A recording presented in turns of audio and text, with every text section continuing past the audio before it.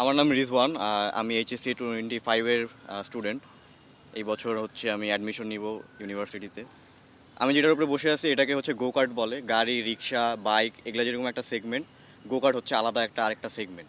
তো এই সেগমেন্টটা আমি বানাইছি কারণ এই জিনিসটা বিদেশে খুবই কমন, বাংলাদেশে না হয় এটা প্রথমবার হইলো, কিন্তু বিদেশে এই জিনিসটা অনেকেই ট্রাই করে, অনেকেই অনেকভাবেই বানানো হয়ে গেছে। আর এটা বানানোর মূল কারণ হইতেছে এটা বানানো সহজ ছিল আর এটা বাজেট ফ্রেন্ডলি ছিল। আচ্ছা, মানে এটার এই ইন্টারেস্টটা আসার কারণটা কি আসলে? বা এটাই কেন এদিকেই কেন ইন্টারেস্টেড হলেন? আর এর আগে আপনি কি কি ইনোভেশন করেছেন? এর আগে আমি ছোটোখাটো রোবট বানাইছি, সায়েন্স ফেয়ারে অ্যাওয়ার্ড আছে। আরও টুকিটাকি জিনিস করা হয়েছে। তারপরে বেশ কিছু ড্রোনও বানানো হয়েছে, ড্রোন বানায় অ্যাক্সিডেন্ট করে সেই ড্রোন ভাঙাও হয়েছে। তো এইটার বানানোর মেন রিজন হচ্ছে আমার একটা বাইক আছে, এখন আমার একটা গাড়ি না হইলে তো হয় না। এখন গাড়ি কেনার যেহেতু টাকা নাই সেহেতু একটা গাড়ি বানানো যায়। আর গাড়ি যেহেতু বানাইতে গেলাম তখন দেখলাম 4-5 লাখ টাকা ওইখানেও লাগতেছে। তো গাড়ি না বানায় একটা গোকার্ট বানাইছি। এখানে কি কি আছে?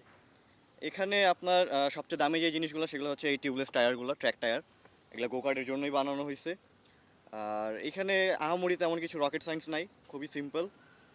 লোহার ফ্রেম, ব্রেক, অ্যাক্সিলারেটর, ইঞ্জিন সবই মনে করেন plug and play.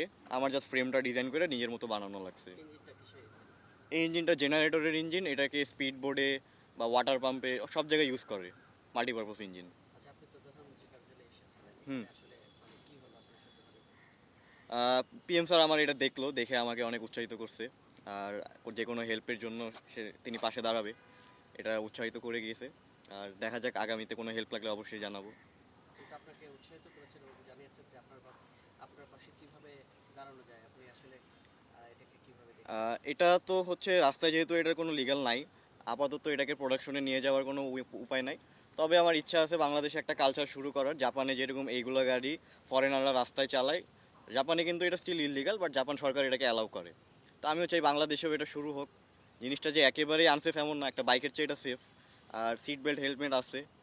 R unsafe হওয়ার মতো এটা কিছু না, একটা গাড়ি আর এটা সেমই জিনিস। আচ্ছা, আপনি তো বোধহয় মানে আপনার পরিবার সম্পর্কে একটু বলুন যে পরিবারের কাছে আছে। আমার পরিবারে বাবা মা, ছোট ভাই ছোট বোন আছে, আমি সবচেয়ে বড়।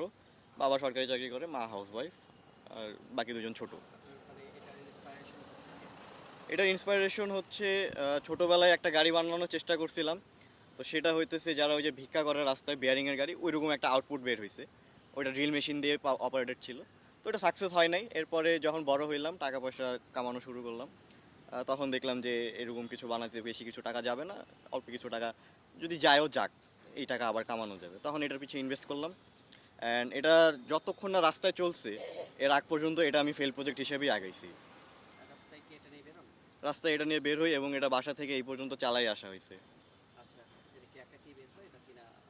এটার সাথে আমার একজন দুইজন লাগে, আমার সামনে বা পিছে। কারণ এটা ছোট জিনিস, রাস্তার মধ্যে মানুষজন একটু ভিড় করে দাঁড়ায়। সেফটি ইস্যুর জন্য না, বাট মনে করেন মানুষজন তাকায় থাকে, আপনি গাড়ি চালাইতেছেন, আপনার গাড়ি থেকে একজন আপনার তাকায় থাকবে। আচ্ছা, আপনার এটা নিয়ে ভবিষ্যৎ পরিকল্পনা কি? ভবিষ্যৎ পরিকল্পনা এগুলাকে প্রোডাকশনে নিতে চাওয়ার ইচ্ছা আছে। তবে এই এগুলা না, একটা প্রপার বাগি পাওয়া যায়, বিদেশে চলে বাগি, বড় বড় চাকার সাসপেনশন গাড়ি, এসিও আছে ওটার মধ্যে। আমি চাই সেগুলো রাস্তায় নামায় ওটা লিগালাইজ করার। আচ্ছা, এখানে আসার পর মাননীয় প্রধানমন্ত্রীর সাথে আপনি যখন কথা হলো, আপনি এই ধরনের একটা ইনোভেশন করছেন, সব কিছু মিলে আপনার প্রজন্মের আপনার আহ, যারা আছে তাদের জন্য আপনার বক্তব্য কি? আমি যেরকম পরীক্ষার পরে বেকার বসেছিলাম, মানুষজন হইতেছে বেকার বসে থাকে না থেকে কিছু একটা করা ভালো। যেমন আমার ধরেন ওয়েবসাইটের আমার স্কিল আছে, আমি ওয়েবসাইট বানাইছি। এই গ্যাপ যে ছুটির পরে যে টাইমটা, এই টাইমে আমি ওয়েবসাইট বানাইছি, চাকরি করছি, ইন্টার্নশিপ করছি, পাশাপাশি এটা বানাইছি। ঘুরি নাই এমন না, আমিও ঘুরছি, কিন্তু পাশাপাশি সবই করে গেছি। জি, ধন্যবাদ। আমার একটা প্রশ্ন আছে, সেটা হলো যে এই পর্যন্ত এই যে প্রাইম মিনিস্টার কার্যালয় পর্যন্ত এসেছেন, আপনাকে এই কার্যালয়ের পক্ষ থেকে কে সার্বিক সহযোগিতা করেছে? তার নাম জানা যায়? নামটা জানি না। আচ্ছা, আচ্ছা, ওনার নাম জানেন আপনি? আচ্ছা, না, ওনার সাথে আমার বেশি কথা হয়েছে, নামটা জানি না। ওনার নাম জানেন না? উনি আতিকুর রহমান রুমন। আতিকুর রহমান রুমন স্যার আমাকে অনেক হেল্প করছে এই পর্যন্ত আসা পর্যন্ত। উনি আমাকে কন্টিনিউয়াস আমার সাথে কলেজ ছিল এবং কিভাবে কি করা লাগবে সব উনি গাইড করছে। আপনি কি উৎসাহ পেয়েছেন ওনার যোগাযোগে? হ্যাঁ, ওনার যোগাযোগের মাধ্যমে আমি একটা উৎসাহ পাইছি যে এখানে যাওয়া যায়, জিনিসটা সেফ, এবং গেলে তেমন আহামরি আমার প্যারা খাওয়া লাগবে না, যেহেতু প্রধানমন্ত্রী কার্যালয় এবং তারেক রহমান স্যার আমাদের খুবই ভালো একজন মানুষ। স্যারের থেকে আপনার কৃতজ্ঞতা হ্যাঁ, স্যারের প্রতি কৃতজ্ঞতা আমার আরও বেড়ে গেছে যখন উনি দেখছে যে এটা উনি চালাইছে। এটা হইতেছে একদম বুকের ইয়ে লাগছে যে আমার গাড়ি একজন প্রাইম মিনিস্টার চালাইছে। তো এটাই। আপনার অনুভূতি তখন কেমন ছিল স্যার যখন চালাচ্ছেন? আমি কখনো ভাবি নাই যে উনি এটা চালাবে। বসার পর আমি মনে করেন একটু অবাক হয়ে গেছি কি হইতেছে। উনি যখন একটা রাউন্ড দিল তখন আমার জিনিসটা মাথায় খেলছে যে আয় হায়, চালানো ঠিক ছিল এবং এটা কিছু হয় নাই। চালানোর পর্যন্ত এটা এখন পর্যন্ত ঠিক আছে, এটা চালায় বাসায় যাওয়া যাবে। গাড়িটার কিছু হয় নাই। তার মানে এটা আমার একটা সাকসেসফুল প্রজেক্ট। যখন চালালেন তখন আপনার কেমন লাগছিল? স্যার যখন চালাইছে তখন আমার অনুভূতি এটা বলে বোঝানো যাবে না। এটা কখনোই বলে বোঝানো যাবে না।